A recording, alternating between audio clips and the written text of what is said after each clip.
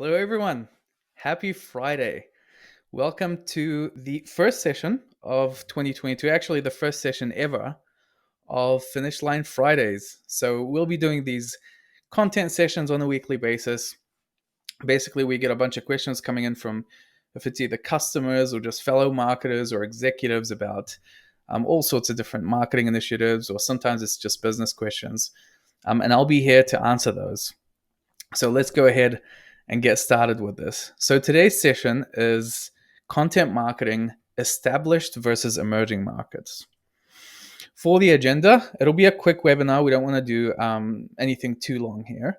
We're going to cover just 4 main points, which is the topics and how you prioritize those. I put in keywords because it's still relevant. As much as I want to avoid it on the content side, it's still relevant. So you want to make sure to focus on those. Then we'll talk about tracking progress, and then we'll go into content types and priorities, and then we'll go into promotion.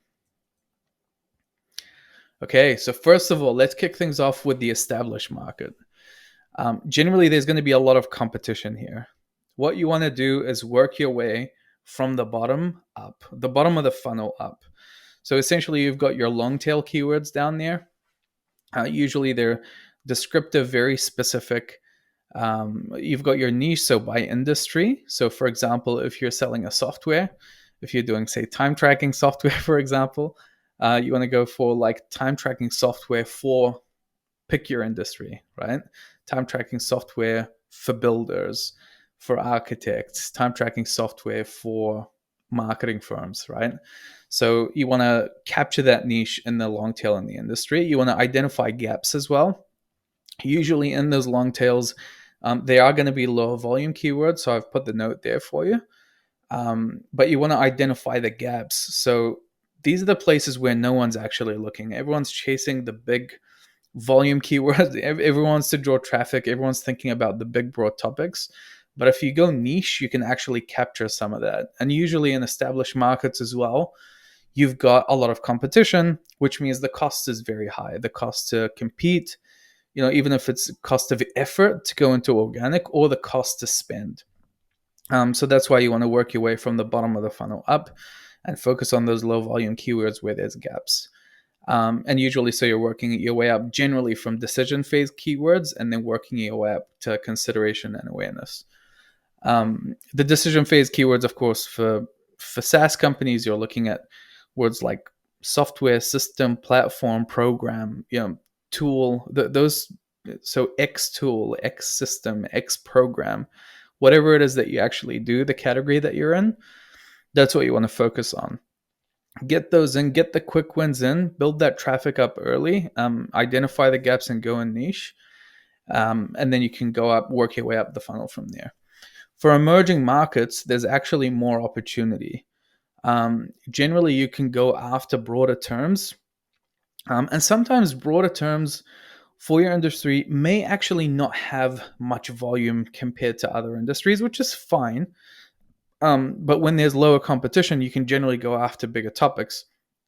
What you want to do here is be really comprehensive in your content, right? Answer the questions, for the problems that you're actually solving for, that your tool is actually solving for.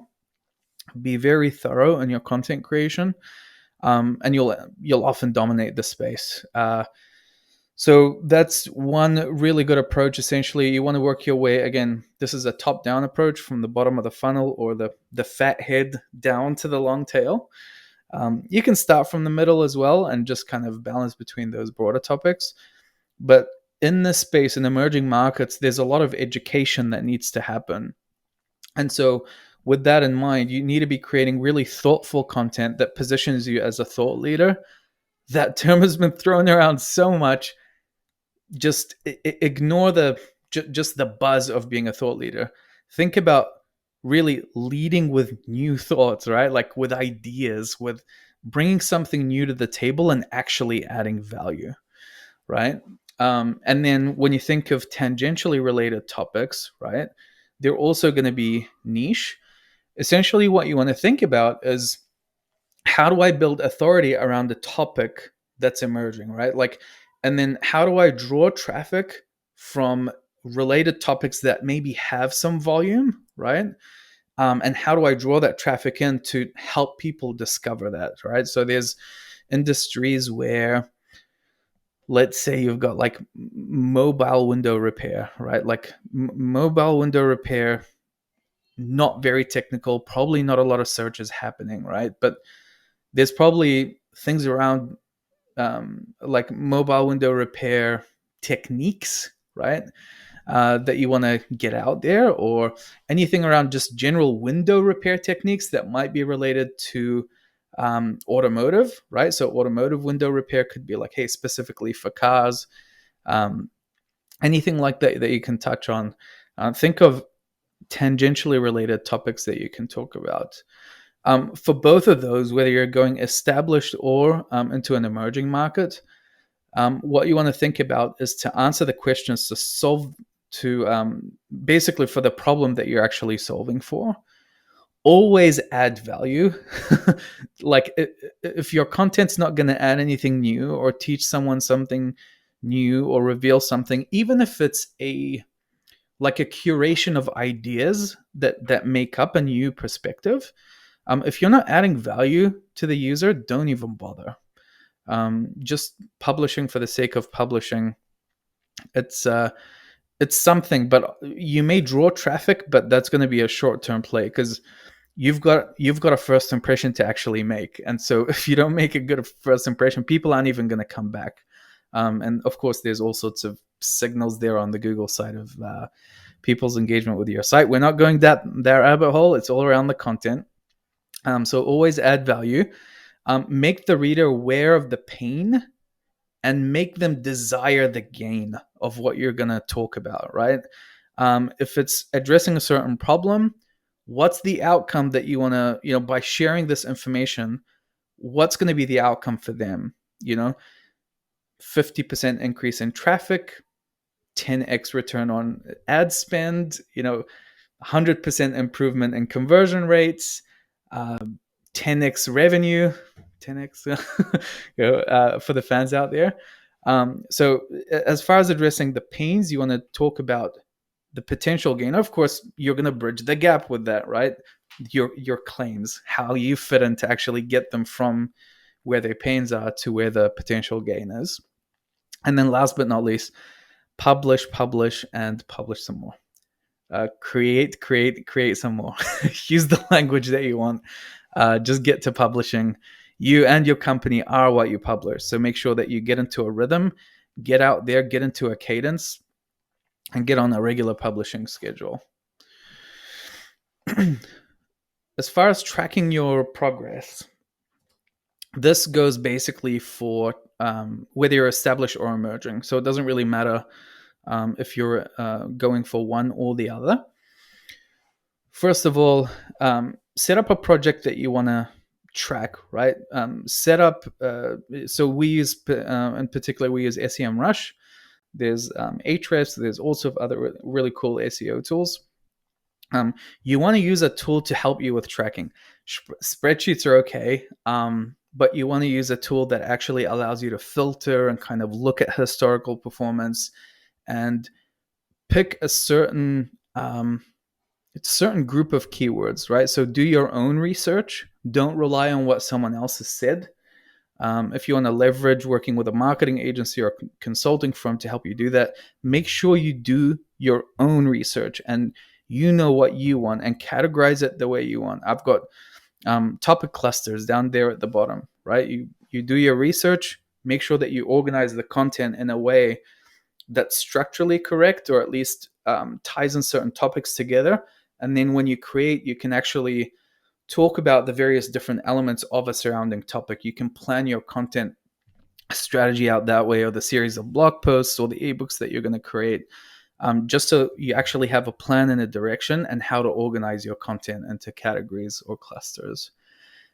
Get a lay of the land. Just do competitor research, right?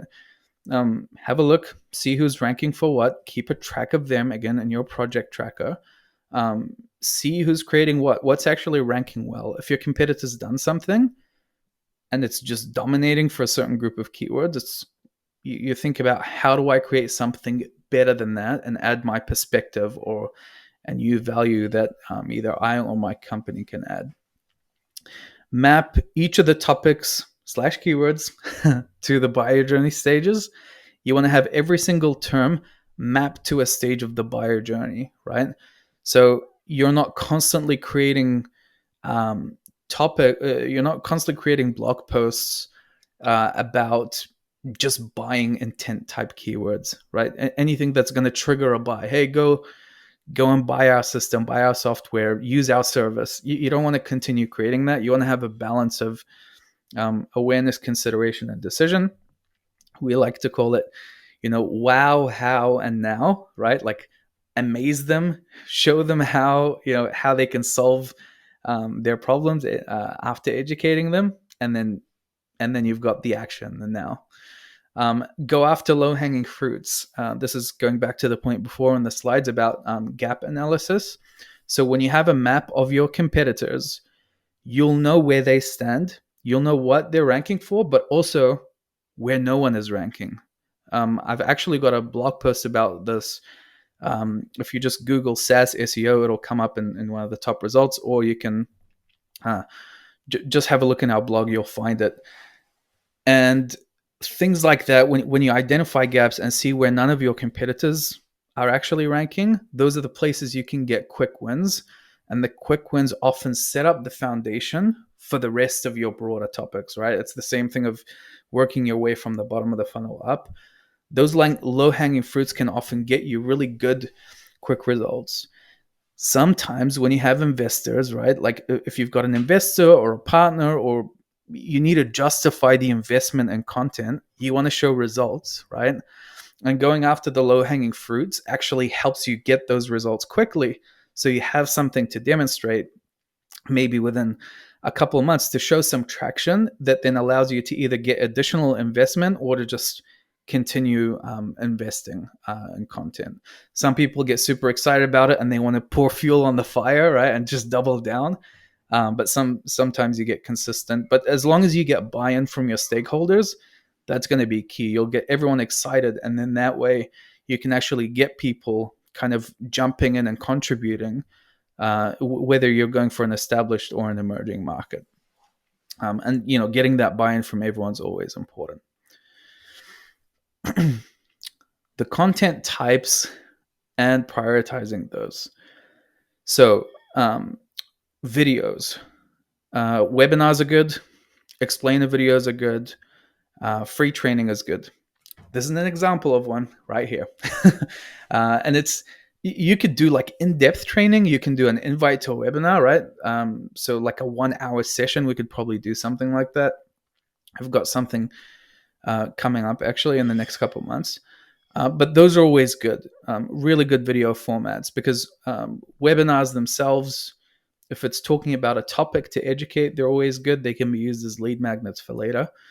Explainer videos are good because they can often, especially like animated explainers, because you can illustrate ideas or talking about things and visualize them in a very nice, concise way. And those videos are actually really good for using for either targeted advertising on social media or remarketing for your ads, for your website visitors. Sorry.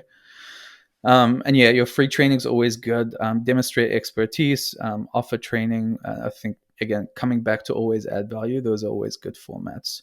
The reason you want to prioritize video first is because video, you can take it and then you can truncate it, right? Like if you've done a free training, you can take a piece out of it and that can become an ad. If you've done an explainer video, you can use the images for, all sorts of different ads. The audio from your videos can be turned into a podcast. The transcription from the video can be turned into a blog post or an ebook. So the video format itself is nice because you can actually repurpose it for multiple different channels. Next, of course, is podcasts. You could probably think of a few names already at the top of your head if you're listening to them. And that's always good to go for. People like to listen on the go. Podcasts are now, they were an emerging thing. I think now it's just mainstream, for lack of a better term. You definitely want to get your content out there. Of course, search engine algorithms are getting smarter as well with understanding audio, right? When you think of even what you see in social media and how they apply it, like either filters when someone talks about a certain topic, it's because the algorithms that they understand topics based on what's happening. So if it's video or audio podcasts, the algorithms are picking up on the language that's being used. So that's going to help you now, maybe less so, but going into the future with SEO, that's going to help you more and more so. What's nice about podcasts as well is if you do create a podcast, again, transcription can go into becoming a blog post, and you can attach a podcast like an episode to a blog post. So it's a really nice way to not just have people read through it, but actually maybe go back, click through, listen. And essentially what happens is that gives you more engagement on the page, which of course leads to better ranking. I don't know if you can tell, but I'm a little bit passionate about SEO. Blog posts, no brainer. Have them on your website or do guest posting. Again, for both, it's always good. Invite people to do guest posts on your site. It's a win-win. You get content on your site, they get visibility for themselves. Maybe you can give them a backlink. So that's always good. But yeah, guest posting on your site and you guest posting on other websites is always helpful. And then resource downloads, ebooks, white papers, industry reports, infographics, benchmarks, studies, anything that you can put into a real, again, value-adding document or value-adding piece of content is going to be helpful.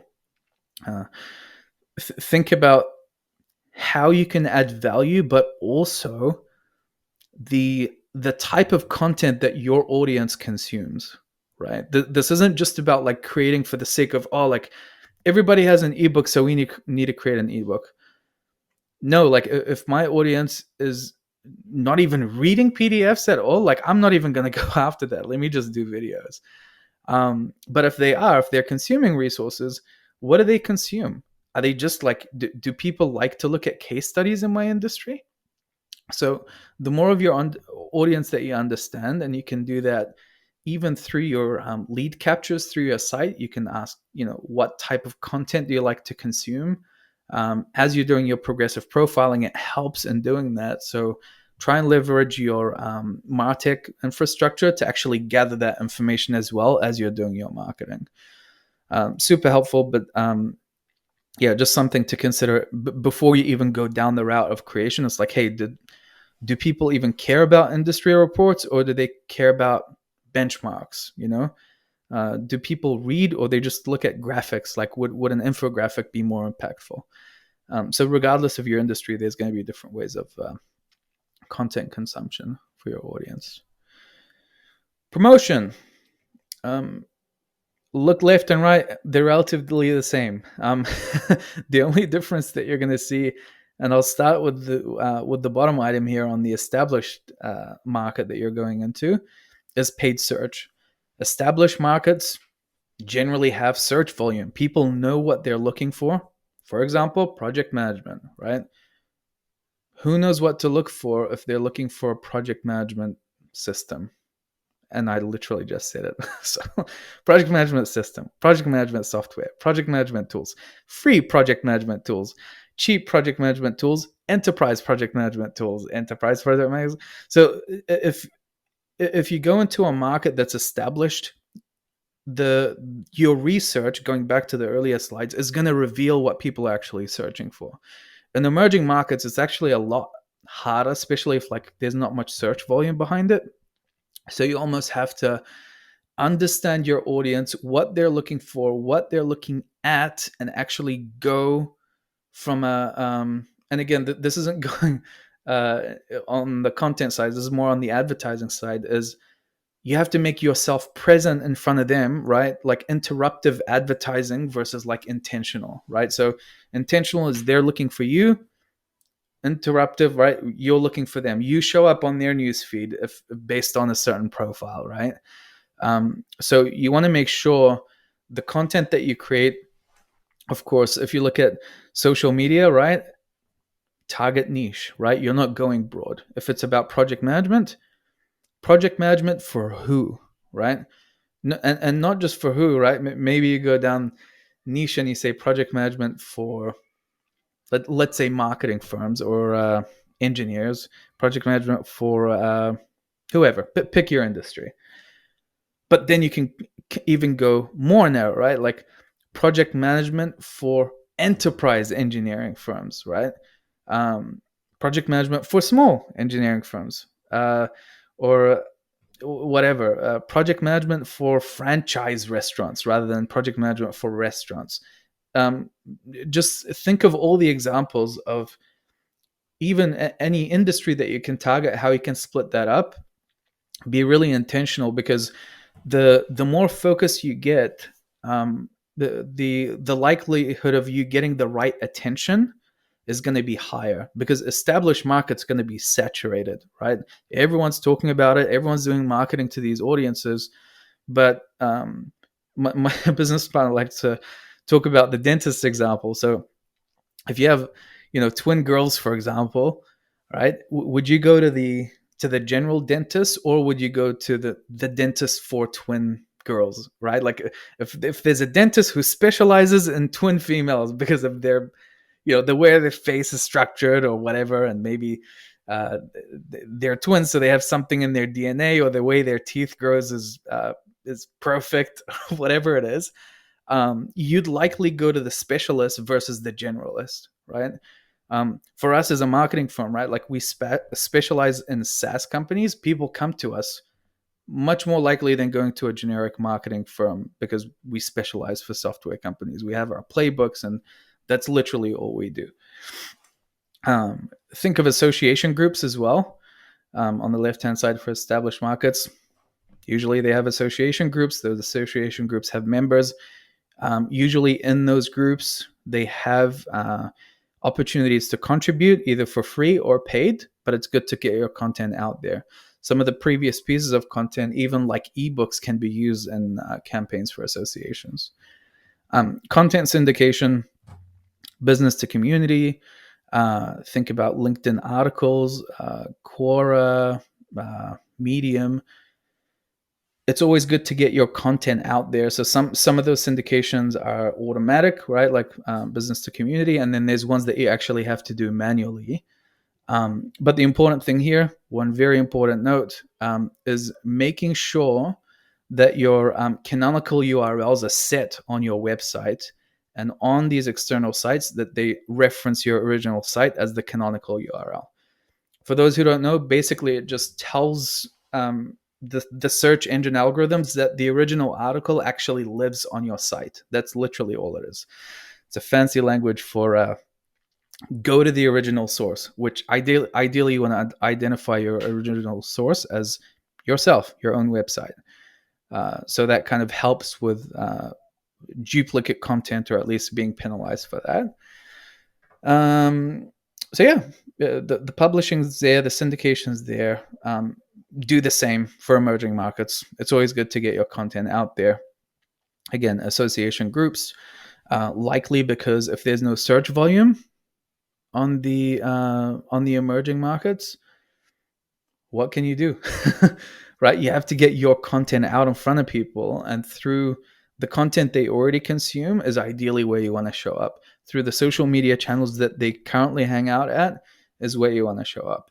So on the social side, you want to go niche for established markets.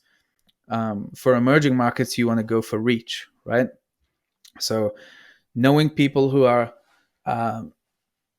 let's say, in a particular industry, or actually even broader, but you're trying to help educate them, right? Or trying to help them identify that they have a problem, right?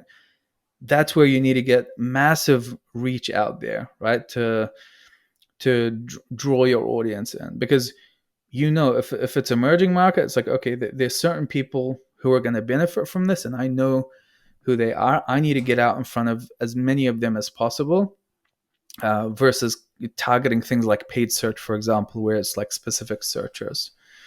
So that's kind of the direction for both of them, and that's pretty much it. I hope this has been helpful. We're going to be doing this on a weekly basis. So I'll be sharing a form for you to fill out. Would love to hear your input, your feedback. And if there's anything that you want me to answer specifically on any marketing topics, happy to do that. We'll be doing this every week. And the topics that get asked for the most are the ones that are going to be answered on these videos. So this is the first and definitely not the last. I will see you on the next one. Have a good one.